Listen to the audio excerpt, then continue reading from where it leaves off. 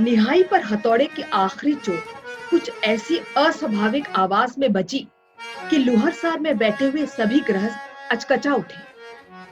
सभी की आंखें कालू कमार की निहाई पर एक साथ केंद्रित हो गई। ये क्या? टेढ़ा फाल? किसका फाल? सिंघाय का? क्या हुआ? न दिहंत गृहस्थ।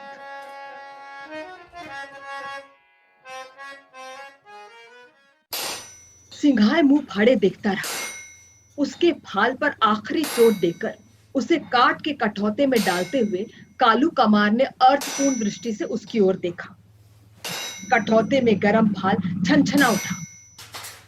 सिंघाय को अचानक ज्ञान हुआ, कालू ने उसका फाल टेढ़ा कर दिया। हथौड़े की अस्वाभाविक आवाज उसके कानों के पास एक बार फिर प्रतिध्वनित हो गई। बुझते हुए लोहे की लुहाइन गंध भरी भाप लुहरसार में मंडराने लगी। सिंघाय के दिल में अचानक कुछ सुलग उठा। अच्छा, तुमने मेरा फाल टेढ़ा कर दिया कालू? तो क्या करता? कालू ने एक हाथ से धोपनी की कड़ी खींचते हुए कहा। तो क्या करता? फिर दूसरे हाथ की 5 उंगलियां दिखाकर बोला, एक नहीं, 2 नहीं, पूरे 5 साल का खैन बाकी है। नागनी फसल में एक चुटकी धान, न रबी फसल का मुट्ठी चना। खैन के लिए कचहरी में नालिश तो नहीं करना जाएंगे हम। क्या करता? एन सिर पंचमी के दिन ही एन गैन बतकही पंचायत बुलाकर करो सिंघाय। बैठे हैं यहाँ जवार भर के गृहस्थ किसान छोटे बड़े, इन्हीं लोगों से विचार कराओ। टेढ़ा फाल। जिला जवार का कोई कमार या लोहार टेढ़े फाल को छू नहीं सकता। जाति की बंदिश से कौन बाहर जाएगा? शहर के लोहार भी अब नहीं करते ऐसा काम, चुरा कर भी नहीं। जाति की बड़ी सभा में इस बात की भी बंदिश हो चुकी है इस बार। कहां जाएगा सिंघाय या उसके जैसा ना देहंत हल वाला टेढ़ा फाल लेकर? कालू कमार का कमाया हुआ खैन मारकर खेती करना खेल नहीं। ट्रैक्टर जोतने वाले बड़े किसान भी कालू का खैन नहीं काट सके। फाल को ऐसे हिसाब से टेढ़ा किया जाता है कि हल की अंकड़ी में पच्चर डालकर भी बैठ न सके। संसी से सिंघाय के फाल को पकड़कर कठौते से बाहर किया कालू कमार ने। फाल टेढ़ा होकर कितना बदसूरत हो जाता है। सिंघाय ने एक लंबी सांस छोड़कर लुहरसार में बैठे हुए गृहस्थों पर निगाह दौड़ाई। एक भी हमदर्द सूरत नहीं, कोई नहीं। ठा ठा ठुन, ठा ठुन। कालू अपने देनदार गृहस्थों का फाल पीटता और कठौते में डाल देता। लोहाइन गंध वाली भाप रह रह के मंडरा जाती। सिंघाय के मन में कुछ धुंधुआ उठा। नहीं करवाएगा पंचायत। उसने उठकर अपने उपेक्षा फाल को टोकरी में रख लिया। लुहरसार से बाहर निकलकर उसने ओट में पड़ी हुई खैनी थूक दी। थूकते समय थू पर जरा ज्यादा जोर दिया उसने। सिंघाय के जाते ही अब तक चुप बैठे हुए गृहस्थ किसानों के मुंह खुले। सभी ने कालू कमार के पक्ष का समर्थन किया। मुरब्बत की भी हद होती है। सिर पंचमी के दिन सभी किसान बहुत नेक टेम करके जाते हैं लुहरसार में। बांस की नई टोकरी में एक पसेरी धान, धूप और पान सुपारी के साथ हल्का फाल, खुरपी और हंसिया लेकर पहुंचते हैं। नई साल की खेती के लिए सिर पंचमी को ही हल खड़ा किया जाता है। कालू कुमार आसपास के 10-12 टोले का हल फाल कमाता है। उसके दोनों जवान लड़के आरा वसूली रुखान लेकर लकड़ी का काम करते हैं। हल, हरेस, जुआ आदि के लिए लकड़ी छीलते हैं। धोकनी, निहाई और हथौड़े से कालू कमार लोहे का छोटा मोटा काम करता, फाल, खुरपी और हंसिया बनाता। गांव के 4-5 हल जोतने वाले किसानों से अच्छी अवस्था है कालू कमार की। बड़े बड़े किसान भी बेर बखत पड़ने पर उससे कर्ज लेकर जाते हैं कागज बनाकर। लेकिन बाकी खैन का तो कागज नहीं बना देता कोई। बाकी खैन वसूलने का यही एक जातीय तरीका है। सिर पंचमी के दिन का फाल टेढ़ा कर दो, सारी दुनिया रेरियाता फिरेगा फाल सीधा कराने के लिए। सिर पंचमी के दिन सभी किसान अपने अपने सगुन की बात सोचते हैं।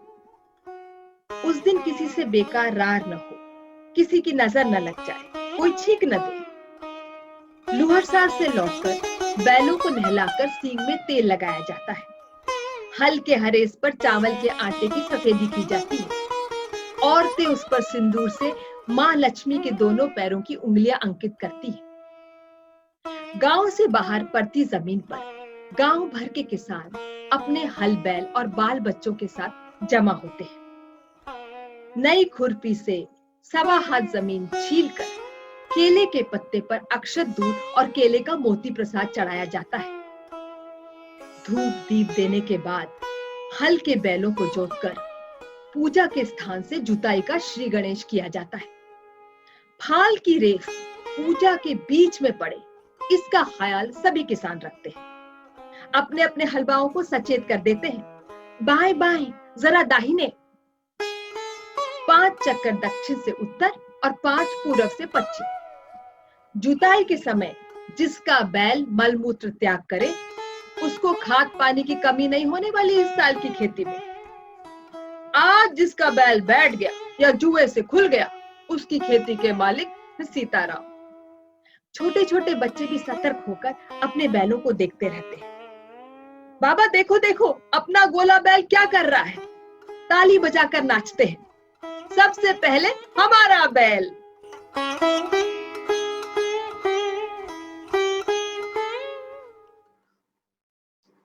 सिंघाए का सगुन लुहरसार में ही बिगड़ गया।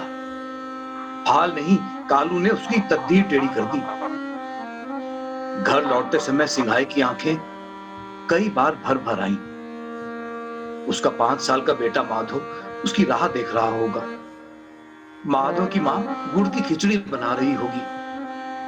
क्या करे सिंघाए, कहां जाए, क्या जवाब देगा बीवी बच्चे को।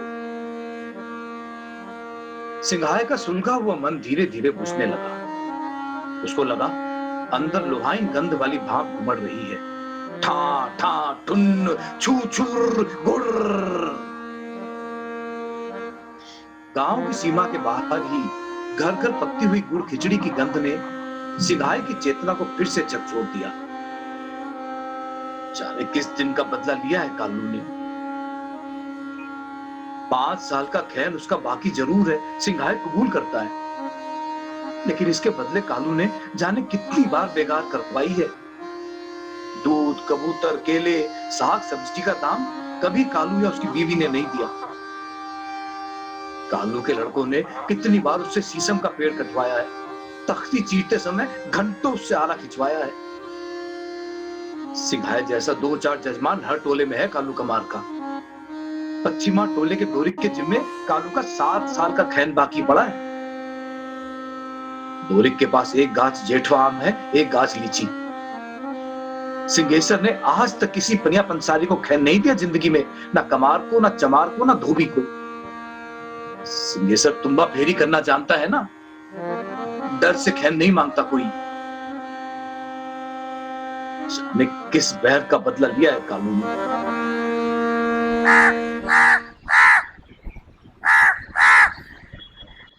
गांव में प्रवेश करते समय सिंघाए ने सुना कागा बोल रहा है। अशुभ असगुन भरी बोली कागा की। टेढ़ा फाल, टेढ़ी तकदीर। बाबा आ गया, आ गया, सबसे पहले हमारा बाबा आ गया। सिंघाए के पैर बंद गए। एक पसेरी धान की टोकरी मनो भारी लगने लगी सिर पर। क्या करे सिंघाए, चूल्हे की आग में तपाकर सिलबट्टे पर लोढ़े से पीटने पर थोड़ा भी सीधा नहीं होगा क्या? माधो आकर पांव से लिपट गया। मेरी छोटी खुरपी बनवाला है, देखो कहाँ है मेरी खुरपी। अपने बाप की हाथ की पकड़ से ही माधो समझ गया कोई बात है। उसने अपने बाप के मुंह की ओर देखा। आंगन में आकर जब जलते हुए चूल्हे में फाल झोंक दिया सिंघाई ने, तो उसकी स्त्री हा हा कहकर दौड़ पड़ी। तुम्हारी मति मारी गई है का? हो का गया है तुमको? एन सिरपंचमी के दिन फाल को चूल्हे में क्यों डाल दिया तुमने? ठीक किया है, फाल ही नहीं अभी हल हरेश को भी काट कर। चुप करो, अलच्छन कुलच्छन बात जुबान पर मत लाओ। का हुआ है, बोलते काहे नहीं? सिंघाई ने चूल्हे में झोंकने की नीयत से नहीं ठोका था फाल चूल्हे में। जब माधो की माँ हा हा कहकर दौड़ी तो उसका दिल भर आया और उसने खेती बाड़ी को भी भला बुरा कहना शुरू किया। ऐसी खेती बाड़ी का तो मैं। सिंघाई के अंदर मंडराती भाप मुंह, आंख और नाक से एक ही साथ निकलना चाहती है। माधो बबुआ, वो ओसारे का खंबा पकड़कर बैठ गया। इधर आओ, रो मत। बबुआ को तो चुप कराते हो और खुद कलप रहे हो। खोलकर कुछ बोलते काहे नहीं माधो के बाबू? सिंघाई के पास आकर बोली माधो की माँ। उसने अपने घरवाले की ओर देखा, हृदय की सारी सहानुभूति आंखों में भरकर। माधो के बापू। लुहाइन गंध वाली भाप दिखा गई। सिंघाई संयत होकर बोला, अब हम खेती नहीं करेंगे माधो की माँ, मैंने तय कर लिया है। आज कुमार ने 10 गांव के लोगों के बीच मुझे बेपानी कर दिया, फाल टेढ़ा कर दिया। टेढ़ा कर दिया? माधो की माँ का चेहरा अचानक तमक उठा। उसको चूल्हे में पड़ी फाल की सुद्धि आई। उसने चूल्हे की ओर देखा, खिचड़ी का पानी कढ़ाई में खौल रहा है। 10 जोड़े 15 मन धान तो मैं नहीं देने जाता, और दूंगा कहां से 15 मन धान? बाप रे। माधो की माँ चूल्हे से फाल निकालने लगी, बांस का खोका लेकर। धधकते चूल्हे में टेढ़ा फाल। खानदान की बात नहीं, असल कारण मैं जानती हूँ। उस दिन कालू की घरवाली खेत से एक बोझा ऊख काट कर ले जा रही थी। मुझसे गर्मा गर्म बदकही हो गई। बच्चे कच्चे के लिए एक नहीं 4 ऊख ले ले कोई, पर बोझा पर ऊख कोई बिना पूछे काट ले तो क्या कहा जाए? तो नक्कर ऊख फेंक गई। उसी दिन मैं समझ गई थी, वो पतल जी भी। कब? किस दिन? 5-7 दिन हुए। तूने मुझसे कहा क्यों नहीं? और ऊख क्या हुई, कहां दे आई? सिंघाई का बदलता हुआ रूप देखकर माधो की माँ हुक्के के लिए चिलम तैयार करने लगी। चिलम में तंबाकू डालती हुई बोली, कहने की क्या बात थी, औरतों में ऐसे झगड़े होते ही रहते हैं। ऊख मैंने हाट में बेच दी। सिर पंचमी से पहले क्यों झगड़ने गई बेकार? सिंघाई ने हाथ में हुक्का लेते हुए कहा, अब इस टेढ़े फाल से सिर पंचमी में हल कैसे खड़ा किया जाए? माधो की माँ और गर्म हो गई। जानबूझकर झगड़ा लेने आई थी खालू की घरवाली। उसके पेट में बहुत दिनों से बदमाशी फैल रही थी।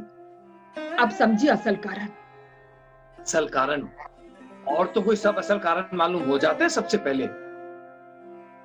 माधो की माँ चुप हो गई। सिर पंचमी के दिन भी मारपीट करेगा का? सिंघाई ने माधो को फिर अपने पास बुलाया। माधो बबुआ, वो गलती हो गई। उदास मत हो माधो की माँ।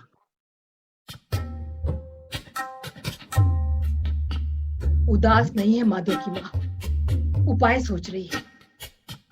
सामने सिर पंचमी का सबूत, नाक काट ली कालू की बीवी ने। काट नहीं ली, टेढ़ी करती। क्या किया जाए? उसने चूल्हे से निकलते हुए फाल की ओर देखा। ऐंठा हुआ, काला कलूटा, लोहे का टुकड़ा, भद्दा साका रसगुन। माधव की माँ के सामने कोयले की लहलाती हुई भट्टी बार बार लपक उठती है। कोयले के बड़े बड़े टुकड़े, लपलपाती लपटे, बड़े बड़े हथौड़े। अच्छी याद आई, ठीक ही तो। रेलवे पुल के पास रेलवे मिस्त्री लोग काम कर रहे हैं कई दिन से। माधव की माँ 3 दिन दूध बेचाई है वहां। मशीन से चलती हुई बड़ी धौकनी है। लोहे के मोटे मोटे टुकड़े लाल टेसू हो जाते हैं बात ही बात में। माधव की माँ ने देखा है, हथौड़ा पीटने वाले जवान मिस्त्री की आंखों में पानी है। ठहरो। हाथ सिर पंचमी के दिन कौन खाएगा? कबूतर क्यों निकाल रही हो माधव की माँ? सब्र करो, भगवान ने चाहा तो खिचड़ी का पानी उतार दूं या तुम पकाओगे? तू जागा रही है। सिंघाय अवाक देखता रहे। माधव की माँ ने बर्तन से आधा सेर दूध लिया छोटे बर्तन में। नया अरवा चावल सेर भर, मूंग की दाल। अपनी हाट वाली टोकरी में सब कुछ रखकर वो फाल पर पानी डालकर ठंडा करने लगी। कहाँ जा रही है? हाट पर। कह रहा हूँ दुनिया का कोई लोहा नहीं छुएगा तेरा टेढ़ा फाल। माधव के बाबू, तुम बैलों को नहलाओ, मैं अभी आई। पाव कोस जमीन जाते जाते जितनी देर लगी। माधव को फुसलाकर चुप कराती हुई माधव की माँ आंगन से निकल गई। सिंघाय आखिरी बार बड़बड़ाया। कहाँ गई भगवान जाने। माधव ने हंसकर कहा, माँ मेरे लिए खुरपी लाने गई है।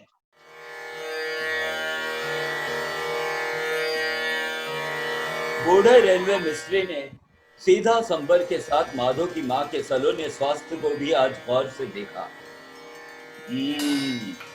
गाँव के लोहार कमाल लोहे और लकड़ी को ही पहचानते हैं, सोने को कहाँ पहचाने। तिरपाल की छाया में बैठने को कहा माधव की माँ को। बूढ़े मिस्त्री ने माधव की माँ की दुख भरी कहानी सुनी चुपचाप। सिर पंचमी का सगुन लेकर आई है माधव की माँ। जवान मिस्त्री ने कहा, इसमें सोचने विचारने की क्या बात है मास्टर, पीट दीजिए फाल। बाद में कोई झंझट करे गांव वाले तो। झंझट? आप भी कैसी बात करते हैं मास्टर। रेलवे हद के अंदर कौन झंझट करने आएगा? इस पर देहात का आदमी। माधव की माँ ने बूढ़े मिस्त्री की ओर बड़ी करुणा भरी निगाह से देखा, घूंघट जरा सरकाकर। बूढ़ा मिस्त्री तब तक गांजे की चिलम शेष कर चुका था। उसने नई निगाह से देखा माधव की माँ की ओर।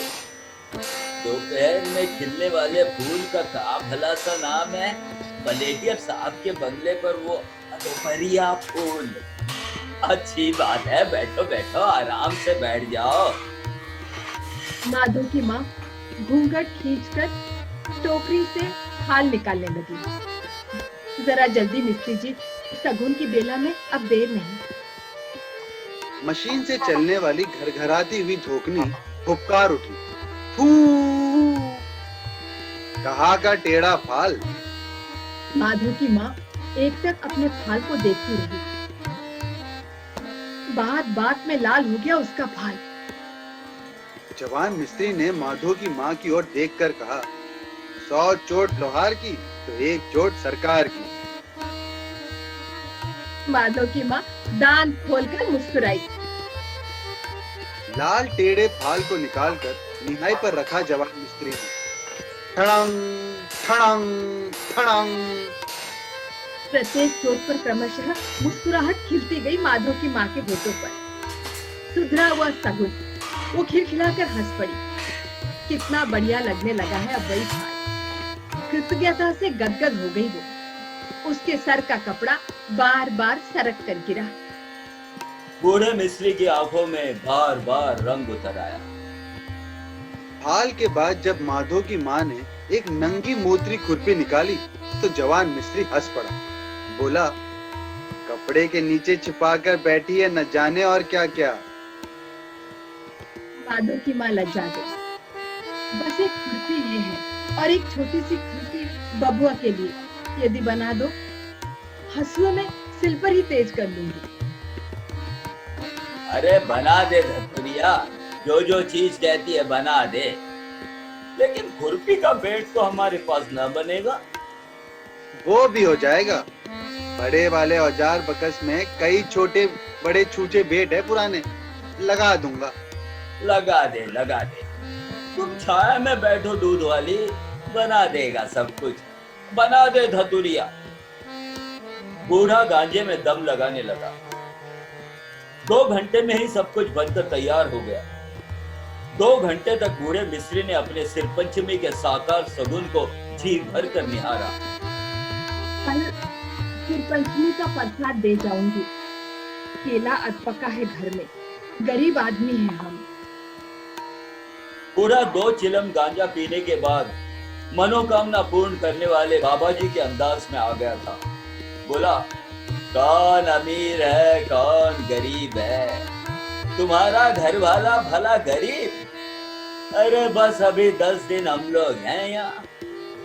चाय के लिए पाव भर दूध की रोज जरूरत होती है।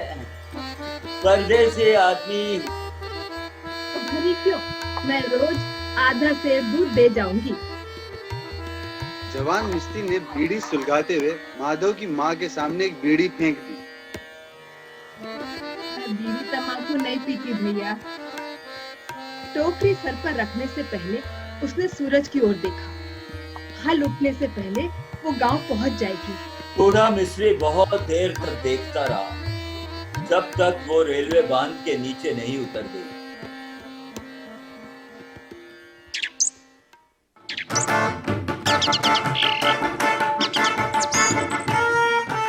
माधव की माँ के पर लग गए हैं। वो इतनी हल्की हो गई है कि धरती पर पांव ही नहीं पड़ते मानो। पांव को उस जमीन पलक मारते पार हो गई।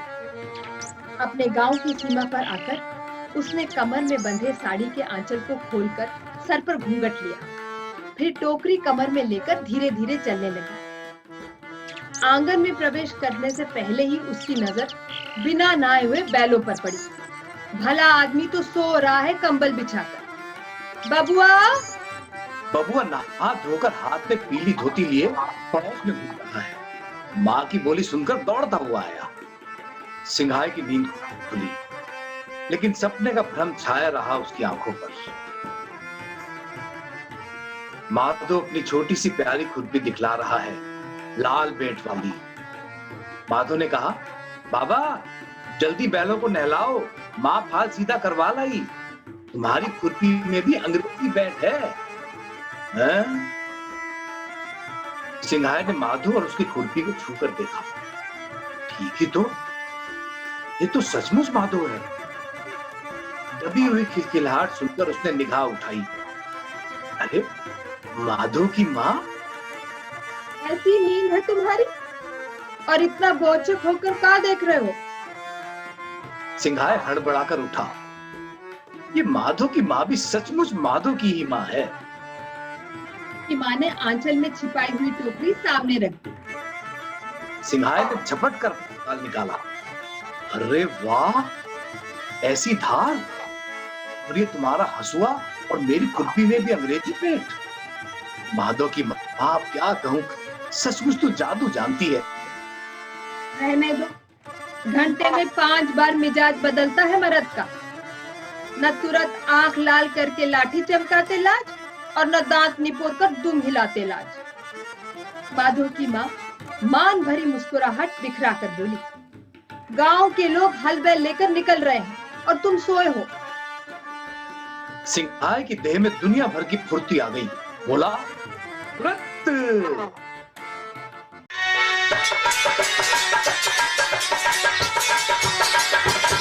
गांव से उत्तर चौकी पर सभी किसान जमा हो रहे हैं, हल बैल और बाल बच्चों के साथ। हलवाहों और चरवाहों को नई धोती मिली है।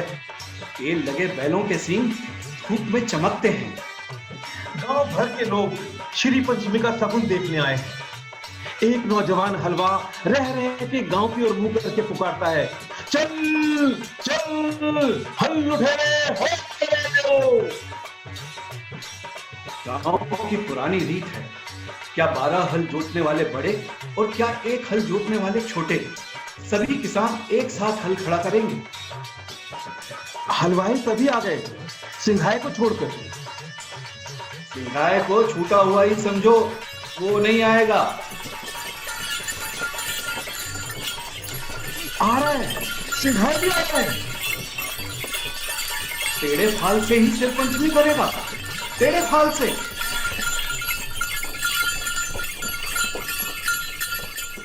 सिंघाए ने कंधे से हल उतारकर जवाब दिया, भगवान की नजर टेढ़ी ना हो, फिर फाल तो फाल, सिंघाए का बाल भी नहीं टेढ़ा कर सकता कोई।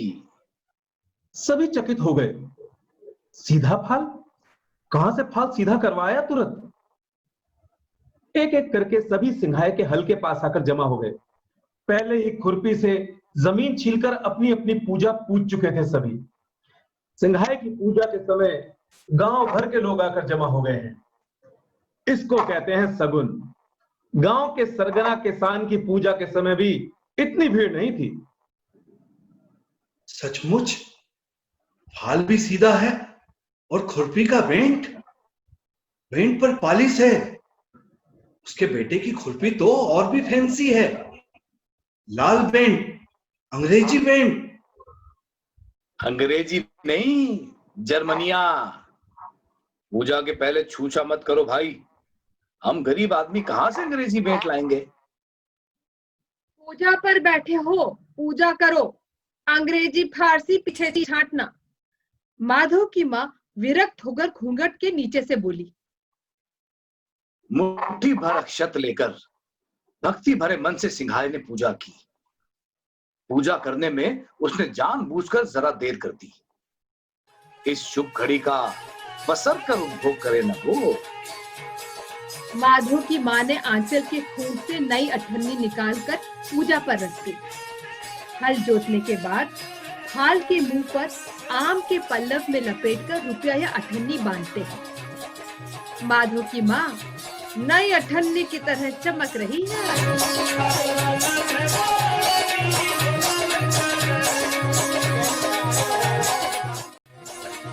सिर पंचमी की रात में होरी गाते समय लोगों ने देखा सिंघाए के गले में सबसे ज्यादा रस है। न जाने कितने कुग्रहों की नजर काटकर एक सगुन शुभ होता है। शुभ सगुन के बाद भी कुग्रहों की नजर लगी रहती है। गांव के स्त्री पुरुष सिंघाए और उसकी स्त्री की गतिविधि पर सतर्क दृष्टि डाले बैठे हैं। सगुन शुभ कैसे हुआ? माधव की मां ने हाट में नई चोली खरीदी है। माधव का कुर्ता बाग छाप कपड़े का है। माधव की मां 4 घंटे तक पुल के पास बैठती है मिस्त्री लोगों के पास। जिसने बिगड़े सगुन को शुभ किया उसका मन तो रखना ही होगा। आज शेर दूध का दाम 3 घंटे पर मिलता है भला? सिंघाए बेखबर है। कड़े पानी का फाल है उसका, खूब गहरे जोतता है। खेतों में कड़ा होने से क्या, घर गृहस्थी में तो मिट्टी का लौंदा हुआ जा रहा है ये सिंघाए। कालू कमार ने एक दिन अपने लोहरसार में बात छेड़ी। अब तो जनाना लोग फाल पिटवाने जाती हैं इस गांव की, रेलवे के लोहार के यहां। जनाना लोग मत कहो, एक के चलते सभी को बदनाम मत करो। आज सिंघाए की अनुपस्थिति में उसके कई शुभेच्छु उसके पक्ष में बोल उठे। देखो भाई, सभी की औरतें हाट बाजार में सौदा बेचती खरीदती है, अकारण ही किसी को दोष मत दो। सिंघाए से कुछ ले देकर निपटारा कर लो कालू। कालू चुपचाप धोखनी की कड़ी खींचकर लोहा लाल करता रहा।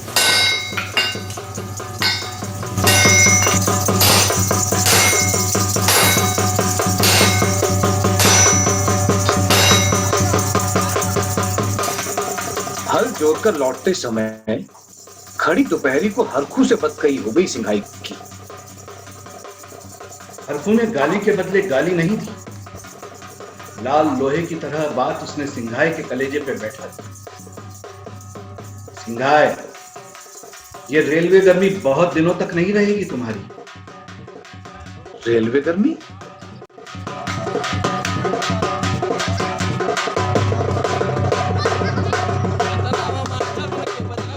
पांच बाल्टी पानी से नहाने पर भी हरखू की बात की गर्मी सिंघाई की देह को तपाती रही। खाते समय दाल में अधिक नमक मालूम हुआ। माधो का मुंह देखकर वो चुप रहा। दाल में इतना नमक डालकर भी मार से बच जाए रसोई बनाने वाली। सिंघाई चुपचाप खा गया नमक में जली हुई दाल।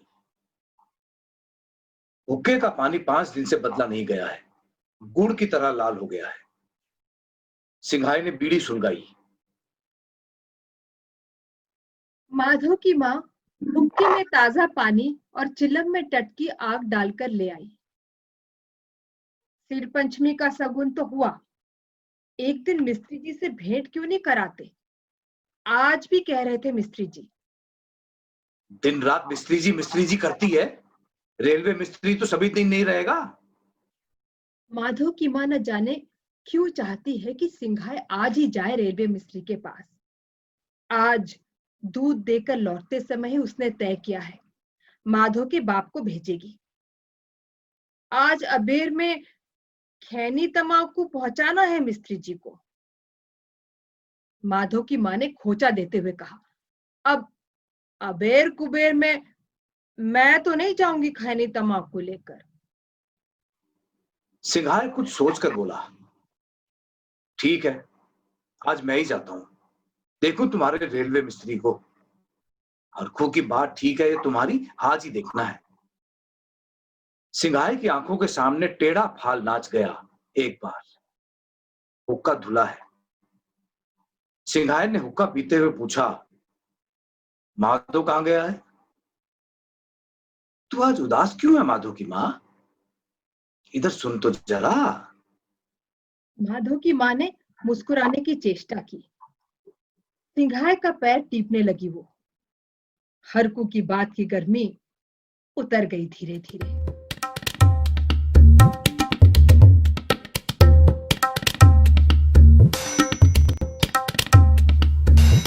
राम राम मिस्त्री जी, मैं माधो का बाप हूं। राम राम माधो का बाप। बूढ़े मिस्त्री ने सिंघाई को गौर से देखते हुए कहा, दूध वाली का घर वाला। ओ दूध वाली का घर वाला, टेढ़े फाल वाला। बूढ़े मिस्त्री ने गा गा कर कहा, अरे बैठो बैठो, क्या नाम है तुम्हारा? सिंघाई को बूढ़े मिस्त्री की बात अच्छी नहीं लगी। दूध वाली का घर वाला, टेढ़े फाल वाला। फिर भी वो चुपचाप बैठ गया। मेरा नाम सिंघाई कहार है। लेकिन सींग रहते भी कहार ना हो। तुम्हारे गांव के कमार का क्या नाम है? कालू कमार। ओ सिंघाई ने लक्ष्य किया। बूढ़े मिस्त्री की हर बात में गा गा कर ओ कहने की आदत है। बस एक लड़का, पहला बेटा। ओ भैंस तुम्हारी दुधार है, 2 सेर दूध देती है। ओ ऊख की भी खेती करते हो। ओ बड़े रसिया हैं बूढ़े मिस्त्री तो। सिंघाई को हरखू की बात याद आई, दूध वाली। बूढ़े मिस्त्री ने सिंघाई को चाय पिलाई।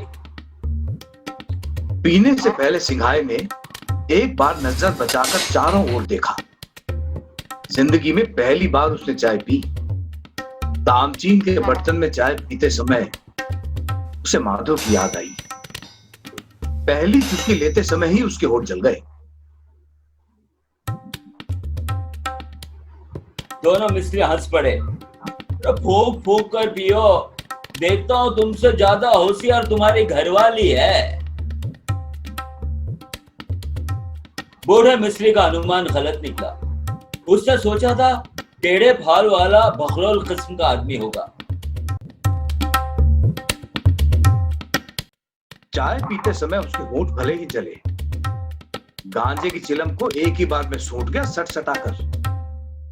और वो दूसरों की पुड़िया भूंजने वाला नहीं, अपने बटुए में भी एक आध चिलम के लायक माल रखता है।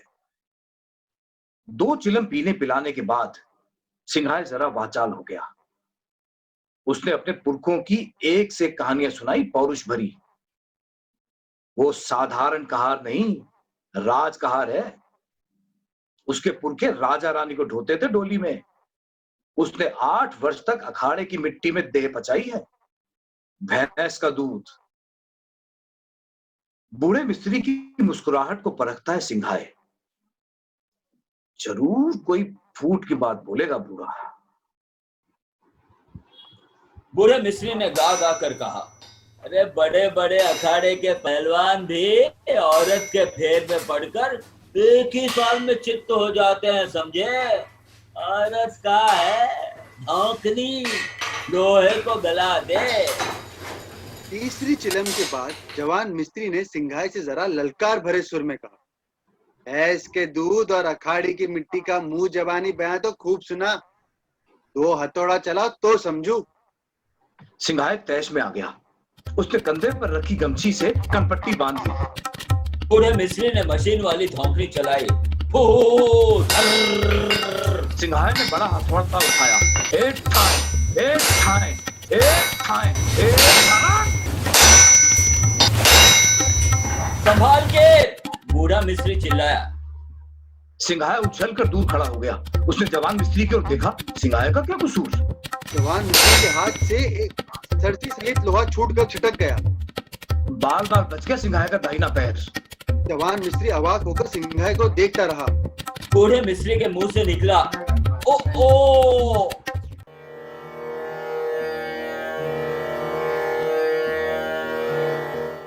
बूढ़े मिस्त्री ने सिंघाई को अपने पास बिठाया और फिर पालिश की हुई बातें करने लगा। ऐसे देह दशा वाले का भाल टेढ़ा कर देता है गांव का कमार लुआ। क्या धरा है गांव में? शहर में तुम्हारे जैसे आदमी 1 साल में कमाकर मगरमस्त हो जाए। बूढ़े मिस्त्री ने बताया, उसके साहब बहुत अच्छे आदमी हैं। उसने सिंघाई जैसे बहुत से जवानों को नौकरी दिलवा दी है। सिंघाई गांव में अपनी हड्डी को बेकार गला रहा है। सिंघाई सोच विचार कर देखे, घर बाहर मिलाकर राय बात करे। कैसी राय बात? गांव छोड़ने की? माधो की मां से? सिंघाई उपेक्षा भरी हंसी हंसकर बोला, शहर जाने की बात घर में सुनाकर घर झगड़ा कौन मोल लेने जाए? एक तो मेरी घरवाली शहर और शहर वालों से चिड़ी रहती है। दूसरे हम ठहरे गंवई गांव के आदमी। खेल खलिहानों में बेकार भी पड़े रहेंगे तो कोई बात नहीं, शहर में तो। अरे घरवाली तो कह रही थी गांव से बाहर कमाने के लिए जाता ही नहीं है मेरा घर वाला। सिंघाई का चेहरा तमतमा गया। हाल सीधा कर दिया है तो क्या किसी की घरवाली की बात करेगा? सिंघाई ने अपनी अधूरी बात पूरी की। शहर के आदमी की क्या प्रतीत, हंस हंस कर बात करेंगे, कलेजे के अंदर हाथ देंगे। गांव की बहू बेटी क्या जाने। दूध वाली। दूध वाली मत कहिए, बड़ा खराब लगता है सुनने में। सिंघाई की रुखाई देखकर बूढ़ा मिस्त्री चुप हो गया। घर लौटते समय राम राम कहना भूल गया सिंघाई। कल दूध देकर जरा जल्दी भेज देना।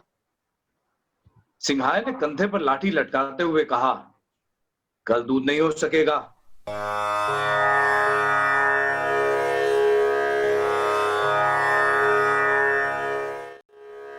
सिंघाई को अपनी भैंस की याद आई। भैंस के साथ माधो की मां की भी।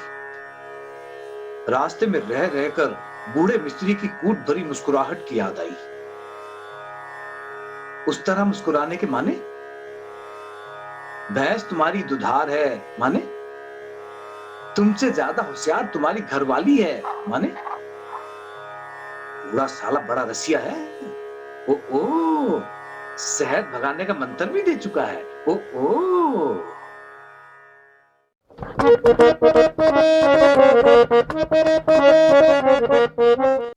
गांव में प्रवेश करने के बाद सिंघाई के पैर खुद ब खुद कालू कमार के टोले की पगडंडी पर पड़ गए। हल्लू विस्मित हुआ, बोला, मैं भी तुमसे मिलकर बात करना चाहता था, लेकिन तुम्हारी बहू ने ऊख छीनकर बेपानी कर दिया मेरी घरवाली को। नहीं तो तुम ही कहो, कभी खैन का तकाजा भी किया है? कालू की घरवाली बहुत मीठी बोली बोलना जानती है। आखा, सिंघाए को दोख मत दे कोई, आदमी नहीं मिस्री का अंत है। लेकिन अब जाने दो, क्या कहूँ, कितने लोग कितनी बातें करते हैं। रेलवे मिस्त्री लोगों का क्या ठिकाना। फिर एक ही लड़के वाली जनानी तो बूढ़ी नहीं, जवान जहान की मती है अभी भी। क्यों, घराली तुम्हारी लक्ष्मी है, लक्ष्मी। कालू की बीवी ने मुंह टेढ़ा कर लिया। लक्ष्मी? सिंघाए को लेकर शहर उड़ने के लिए कल कांटा ठीक करवाने वाली बहू। सिंघाए ने कालू से एकांत में बात करनी चाहिए। एक बात है, लड़के की शपथ खिलाकर सिंघाए ने कहा, रेलवे की बात है, इसीलिए कहते जरा डर लगता है। पुल के नीचे पानी में लोहे के छोटे मोटे टुकड़े डाल देता है काम करते करते। कहाँ, पुल के नीचे पानी में? जरूर वो लोहा हाट के लोहार के पेट में जाएगा। कब तक काम चलेगा यहाँ? बस कल तक। रात में वो लोग माइल घर में चले जाते हैं। कालू खुश हुआ। मेरे लिए कुल्हाड़ा तैयार कर देना कालू भाई। एक कुल्हाड़ा? चलो पहले कुछ खा लो, फिर बात करेंगे। कालू ने दाल में घी डालकर खिलाया सिंघाए को। कालू की स्त्री ने दूध में गुड़ मिलाकर पीने को दिया। खैन धान कौन मांगता है तुमसे, हम लोगों को दिल की भूख है। कालू ने सिंघाए को तैयार कर लिया।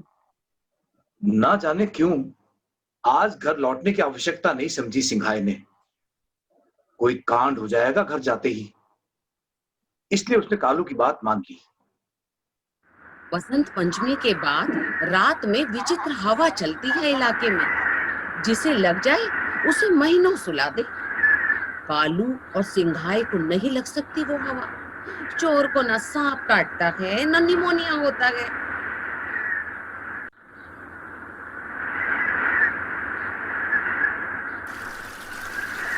कालू और सिंघाए पुल के नीचे पानी में सतर्क होकर पांव रखते हैं।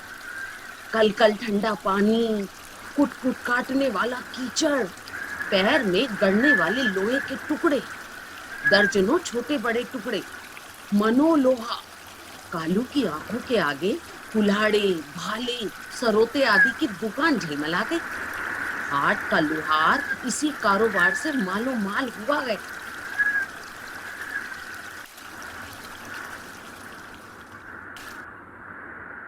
सिंघाए का दिल ठंडा होने लगा धीरे धीरे। रेलवे मिस्त्री लोगों की क्षति करके उसे संतोष हुआ। कालू ने उसके दिल को फिर से गर्म किया। यदि तुम हथौड़ा चला दो तो 4 भाग में 1 भाग तुम्हारा भी हो जाए। लकड़ी के काम में मेरे दोनों लड़कों की देह ही खराब हो गई। 4 हाथ हथौड़ा नहीं पीट सकते। कोयला मेरे घर में है काफी। 4 भाग में 1 भाग रकम 4 आना। सिंघाए तैयार हो गया। साले जवान मिस्त्री ने जानबूझकर सड़सी छोड़ दी थी शायद।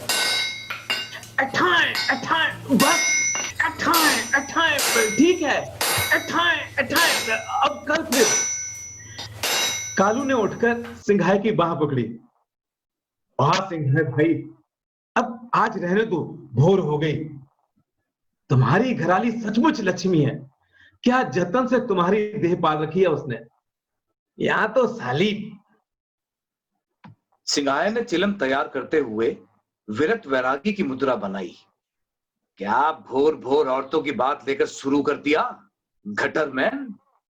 नहीं सिंघाए भाई, औरतों की बात में पढ़कर मैंने तुमसे मनमुटाव कर लिया और औरत ने तुम्हारे बिगड़े सगुन को सुधार दिया।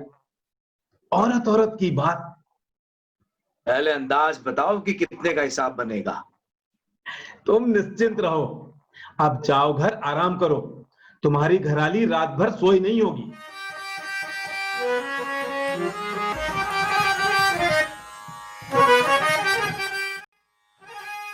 सोई नहीं होगी। सिंघाए ने घर लौटते समय रुपए का हिसाब किया। साली सोई नहीं होगी भला, शहर का सपना देखती रही होगी रात भर। रकम रकम 16 आने में 4 आना। ओ, तुम्हारी घरवाली तुमसे ज्यादा होशियार है। ओ, दूध वाली, पेड़े फाल वाला। भगवान, झूठ हो तो संध्या का तारा उगने से लेकर भुकुआ के डूबने तक टकटकी लगाए बैठी हूँ। माधो तो भूखा ही सो गया। कहाँ रहे रात भर माधो के बापू? माधो सपने में ही बड़बड़ा उठा, मेरी खुरपी मत ले कोई। माधो की माँ को लोहाइन गंध लगी सिंघाई की देह में। पैरों में जहां तहां खोंच लगे। हाथ, हे राम, हाथ में इतने फपोले कैसे हुए? सिंघाई की नींद से माती हुई लाल लाल आंखें झिपने लगी। मुसलमान टोले में मुर्गे ने बांग दी। सिंघाई की नाक बोलने लगी।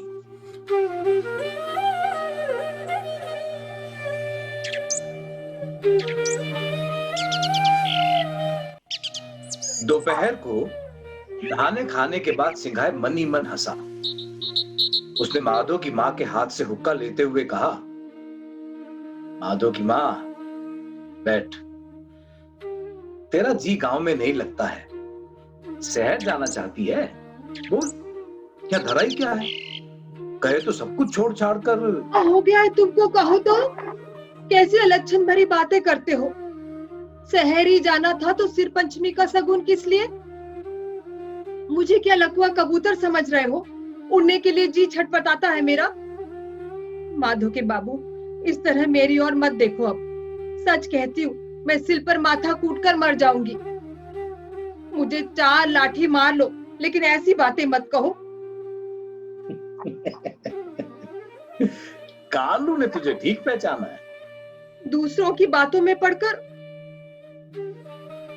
सिंघाई ने इधर उधर देखकर हुक्का दीवार के सहारे टिका दिया। फिर माधो की मां की गर्दन पर हाथ रखकर झकझोर दिया।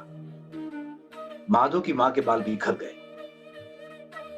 अरे, मेरी क्या अपनी आंखें नहीं है पगली? इधर सुन तो जरा। सिंघाई ने अपनी स्त्री के मुखड़े को गौर से निहारा। साक्षात लक्ष्मी, रकम 16 आना। माधो के बाबू, क्या हो गया तुमको? रोते काहे हो? माधो न जाने कहां से तुलसी का एक बिरवा उखाड़ लाया है खुरपी से। वो बड़े उत्साह में है। मां ने उसे गोद में बिठा लिया।